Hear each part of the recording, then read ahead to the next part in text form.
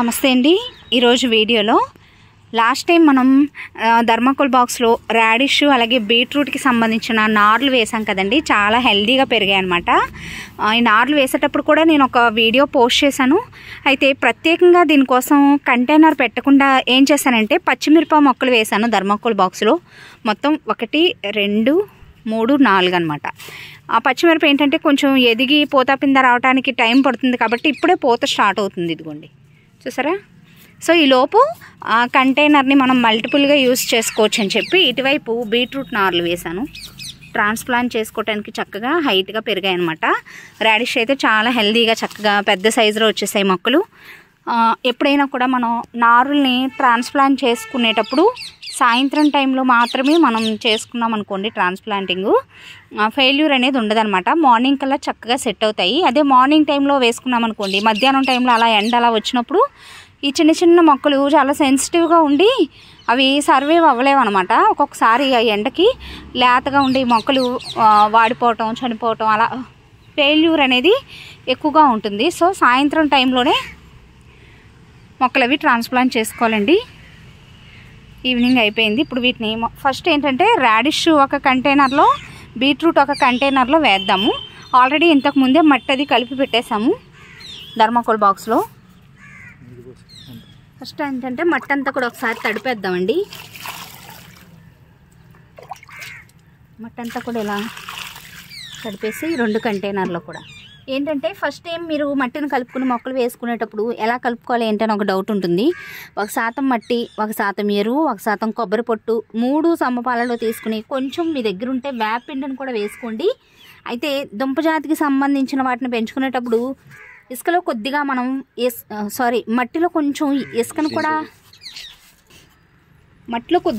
కూడా యాడ్ చేసుకున్నాం అనుకోండి, డ్రైనేజ్ అది ప్రాపర్గా ఉంటుంది అనమాట. మనం పోసిన ఎక్సెస్ వాటర్ అది కిందకి ఆ హోల్స్ నుంచి చక్కగా ఈజీగా కిందకి వెళ్ళిపోతుంది అనమాట. సో చూసారా, ఎక్స్ట్రా వాటర్ అనేది కిందకి వచ్చేస్తుంది.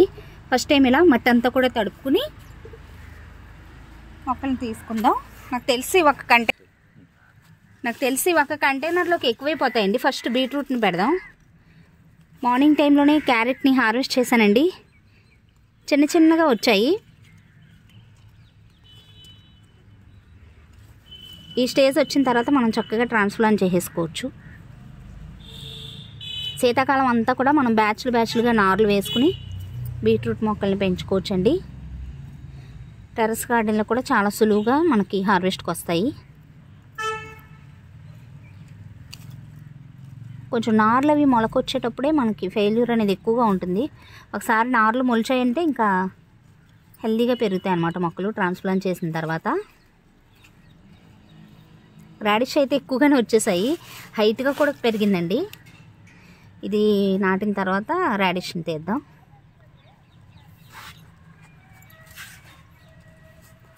కొంచెం వెడవెడంగా 4 అంగుళాలు అలా ఉండేటట్టు చూసుకుని నాటుకోవటమే.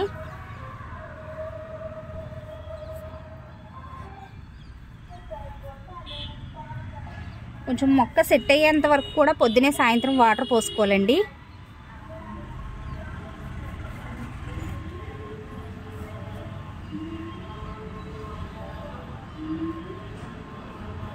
గార్డెన్లో ఎప్పుడు ఏదో కొత్త మొక్కలు నార్లు పోసుకోవటమో ఏదో ఒకటి మనం చేసుకున్నాం అనుకోండి, కంటిన్యూస్గా అన్ని రకాల వెజిటబుల్స్ చక్కగా మనకి హార్వెస్ట్లకు వస్తూ ఉంటాయి అన్నమాట. కొత్త మొక్కలు విత్తనాలు ఎప్పుడు వేసుకుంటూ ఉండాలి. ఒక పంట అయిపోతుందంటే ఇంకో పంటకి మనం ఏదో రకం వెరైటీ నార్లు ఏవో ఒకటి రెడీ చేసేసుకోవాలన్నమాట.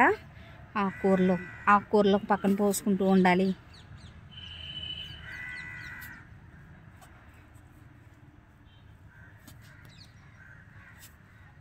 ఇప్పటివరకు వీడియోని లైక్ చేయకపోతే తప్పకుండా లైక్ చేసి ఛానల్ని సబ్స్క్రైబ్ చేసుకోండి.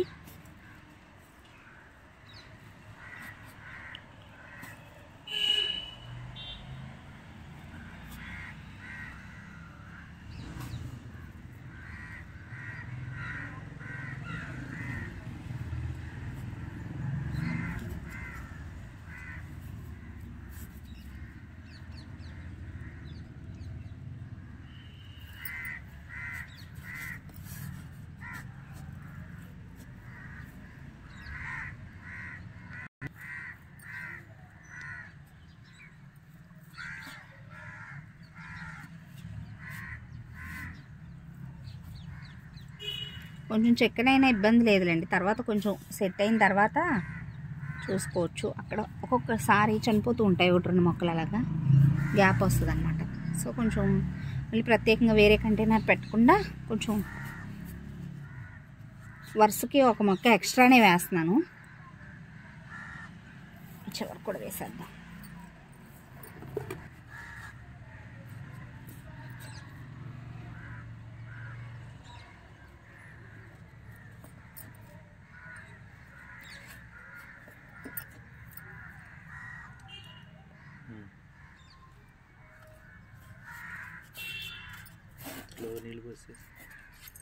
నీళ్ళు ఎక్కువగానే పోసుకోవాలి.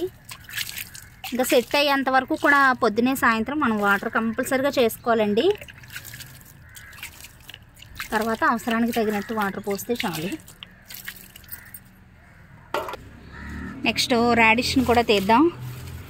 చాలా హైట్గా పెరిగాయండి. మట్టిలో ఉండే బలానికి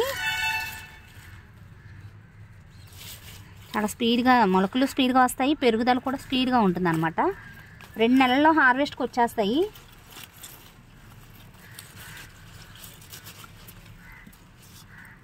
జర్మినేషన్ రేట్ కూడా చాలా బాగుంటుందండి. వన్స్ ఒకసారి వేసామంటే ఇంకా ఫెయిల్యూర్ అనేది ఉండదు అనమాట.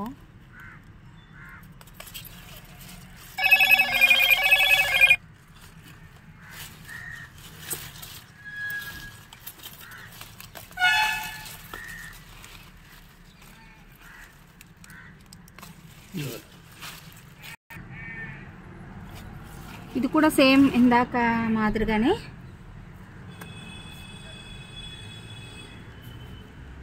వేసుకోవాలి. ఇంత హైట్ వచ్చాక నాటడం ఇదే ఫస్ట్ టైం. ఇంకా చిన్నగా ఉన్నప్పుడే ట్రాన్స్ప్లాంట్ చేసుకోవచ్చు.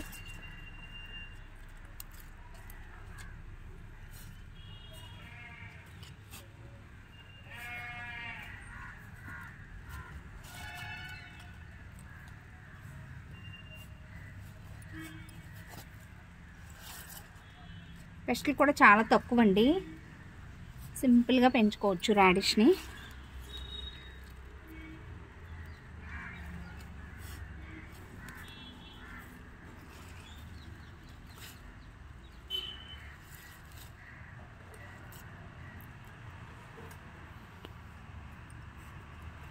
రాళ్ళు అలాంటివి ఏమి లేకుండా చూసుకోవాలన్నమాట దుంప జాతికి సంబంధించిన వాటిని పెట్టుకునేటప్పుడు. లేదంటే దుంపలు కొంచెం వంకర టెంకరగా వచ్చే అవకాశం ఉంటుంది.